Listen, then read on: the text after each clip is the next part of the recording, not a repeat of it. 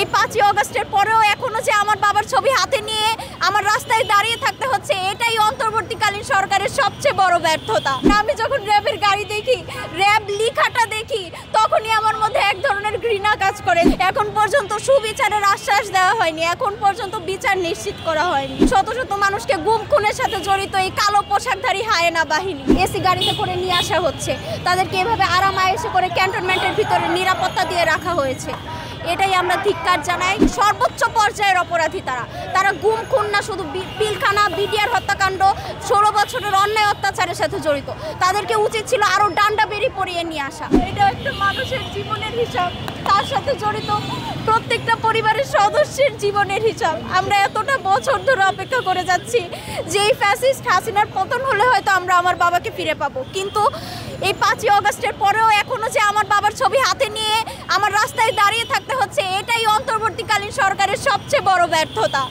সবচেয়ে বড় ব্যর্থতা যে এখন পর্যন্ত গুমের শিকার পরিবারের স্বজনরা তাদের বাবার ছবি হাতে নিয়ে, ছেলের ছবি হাতে নিয়ে, স্বামীর ছবি হাতে নিয়ে রাস্তায় দাঁড়িয়ে থাকছে।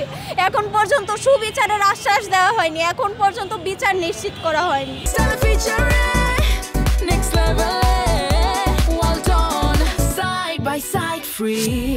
আমি যখন র্যাবের পোশাক দেখি, আমার ছোট ভাইটা র্যাবের পোশাক দেখলে ভয় পায়, কারণ ওর সেই 1.5 বছর বয়স থেকে এখন পর্যন্ত আমার আম্মুর সাথে সব জায়গায় ও দৌড়াদৌড়ি করেছে র্যাব পুলিশ দেখে।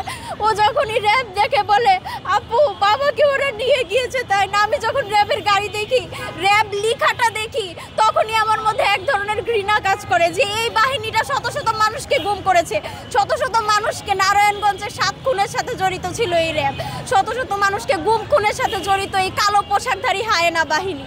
তো আমার এটাই বিশ্বাস যে এখন বাংলাদেশের সুবিচার প্রতিষ্ঠা হোক, আর কোনো মানুষকে এভাবে গুম হতে না হোক, আর এই সেনা কর্মকর্তাদের বিচারের আওতায় আনা হোক। ওদের উদ্দেশ্যে আসলে কোনো কিছু বলার নেই, কারণ ওদের মধ্যে বিবেকবোধ বলতে একটা মানুষ যদি সুস্থ মস্তিষ্কের কোনো মানুষ হয়ে থাকে, তাহলে তারা কখনো এভাবে দিনের পর দিন আয়না ঘরে রেখে মানুষদেরকে নিপীড়ন করতে পারতো না।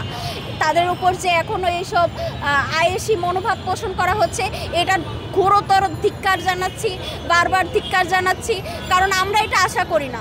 গুমের শিকার পরিবাররা যারা এত বছর রাস্তায় দাঁড়িয়ে আছে ছবি হাতে নিয়ে, তারা এটা দেখে এই সরকারের প্রতি বিশ্বাস হারিয়ে ফেলেছে যে তাদেরকে এভাবে এসি গাড়িতে করে নিয়ে আসা হচ্ছে, তাদেরকে এভাবে আরাম আয়েশে করে ক্যান্টনমেন্টের ভিতরে নিরাপত্তা দিয়ে রাখা হয়েছে।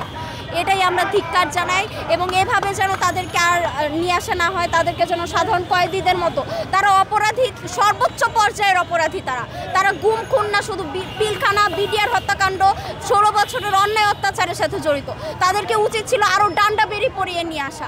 বিগত সরকারের আমলে যারা নির্দোষ তাদেরকে জঙ্গি সাজিয়ে যেভাবে শিকড় পরিয়ে নিয়ে আসতো, যেভাবে প্রিজন ভ্যানে করে 100 জনকে 200 জনকে একসাথে যাতাযাতি করে নিয়ে আসতো, সেভাবে তাদেরকে না এনে এই যে এসি গাড়ি করে নিয়ে আসছে, তাদের জন্য আলাদাভাবে ব্যবস্থা করেছে থাকার জন্য, এটা ধিক্কার জানাচ্ছি।